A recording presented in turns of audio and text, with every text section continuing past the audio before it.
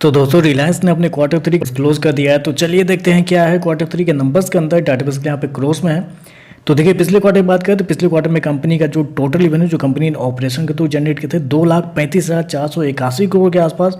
पिछले साल 2,27,970 करोड़, जबकि अभी देखें तो बढ़ के 2,43,865 करोड़ के आसपास आपको जाता हुआ देखने को मिला है। तो साल दर साल देखें तो साल दर साल कंपनी के रेवेन्यू के अंदर एक बेहतरीन तेजी आपको देखने को मिल रही है। लगभग बोल सकते हैं 7 से 8% के आसपास का जंप आपको देखने को मिला है साल दर साल कंपनी के रेवेन्यू के अंदर। वहीं अगर क्वार्टरली बेस पे जाते हैं तो क्वार्टरली बेस पे भी कंपनी के रेवेन्यू के अंदर लगभग बोल सकते हैं 3.5 से 4% के आसपास की तेजी है। तो कंपनी के रेवेन्यू देखें तो आपको साल दर साल क्वार्टर बढ़ता हुआ देखने को मिल रहा है।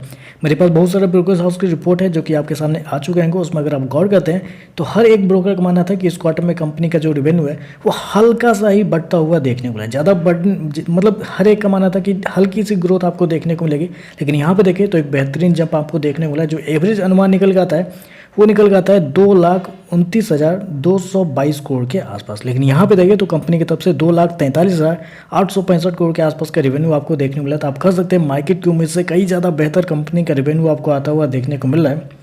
खर्चे की बात करते हैं पिछले क्वार्टर में 2,15,320 करोड़ खर्च किए थे। पिछले साल 2,06,006 करोड़, जबकि अभी देखें तो कंपनी खर्चे 2,19,436 करोड़ के आसपास आपको देखने को मिला। तो खर्चे देखें तो खर्चे भी कंपनी के और एवरेज ठीक ही है, कंट्रोल में ही आपको देखने को मिल रहा है। चलिए कंपनी का प्रॉफिट क्या निकलता है वो देखते हैं। तो देखिए पिछले क्वार्टर की बात करें तो पिछले क्वार्टर में कंपनी 19,101 करोड़ के प्रॉफिट पर थी। पिछले साल 19,488 करोड़ के आसपास, जबकि अभी देखें तो बढ़ के 21,804 करोड़ कंपनी का जो प्रॉफिट है वो आपको जाता हुआ देखने को मिला। तो साल दर साल देखें तो साल दर साल कंपनी के प्रॉफिट के अंदर एक बड़ी तेजी आपको देखने को मिली।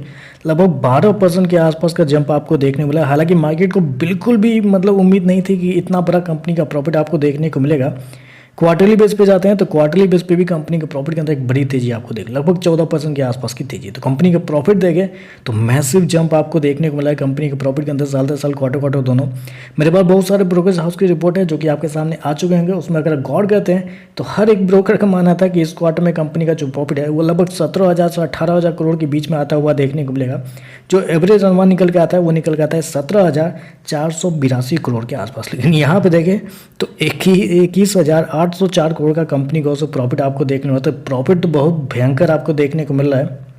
चलिए कंपनी के ईपीएस क्या निकलते हैं वो देखते हैं। तो देखिए पिछले क्वार्टर में कंपनी का ईपीएस 12.5 रुपये के आसपास था। पिछले साल भी 12.76 रुपये। अभी देखें तो बढ़ के 13.70 रुपये के आसपास आपको जाता हुआ देखने को मिला। तो कंपनी का ईपीएस भी देखें तो बेहतरीन तरीके से आपको बढ़ते हुए देखने को मिले। मार्जिन की बात कर लेते हैं थोड़े। पिछले साल 11.2% के आसपास कंपनी का मार्जिन था। अभी देखें तो कंपनी 11.5% के आसपास आपको जाता हुआ देखने को मिला, जबकि पिछले क्वार्टर में 10% के आसपास था। नेट प्रॉफिट मार्जिन भी देखें तो 7.9% से बढ़ के 8.2% आता हुआ देखने को मिला। तो ओवरऑल देखें तो हर एक पैमाने पे कंपनी के नंबर बेहतर आपको देखने को मिले। जितना मार्केट की उम्मीद थी उससे कई ज़्यादा बेहतर कंपनी के रेवेन्यू प्रॉफिट आपको आते हुए देखने को मिले। तो हो सकता है कि इस नंबर के बाद मार्केट को एक अच्छा खासा सहारा आपको मिलता हुआ देखने को मिलेगा रिलायंस की तरफ से। तो चलिए बस आज के लिए बस इतना ही। वीडियो पसंद आए तो लाइक कीजिएगा, साथ में साथ चैनल को सब्सक्राइब जरूर कीजिएगा। धन्यवाद।